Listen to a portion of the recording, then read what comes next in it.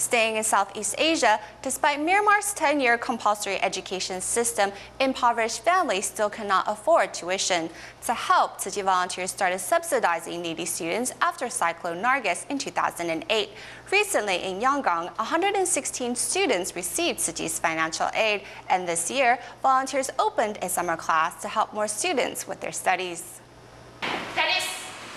Joining in fun games, children from impoverished backgrounds are enjoying their learning of English. Teacher Li Yan, an English teacher at a private international school, cancelled all her plans for her vacation after she observed firsthand her students' living conditions. Before, I knew many needy students, but had no opportunity to visit their families in person. After I went to their homes recently, I could truly feel for their difficulties. To support their families, these youngsters need to work and help with household chores, so sometimes they may neglect their studies.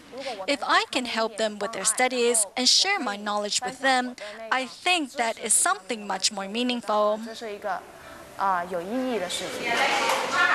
Following Cyclone Nargis in 2008, TzuChi volunteers not only helped schools rebuild their school buildings, but also provided financial assistance to needy students.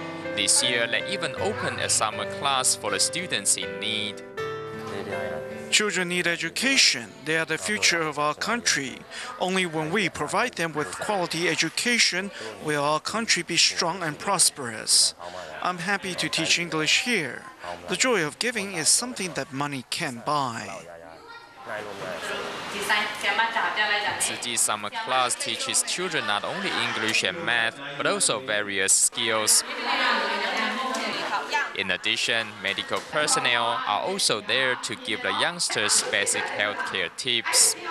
I take part in home visitations twice a month. Many families live in a filthy and messy environment, so I think it's important to teach children to wash their hands frequently, as I believe that prevention is better than cure. At the summer class, not only are teachers there to help, but also TzuChi volunteers showed up to prepare meatless meals for the students. Many children travel long distance here for class.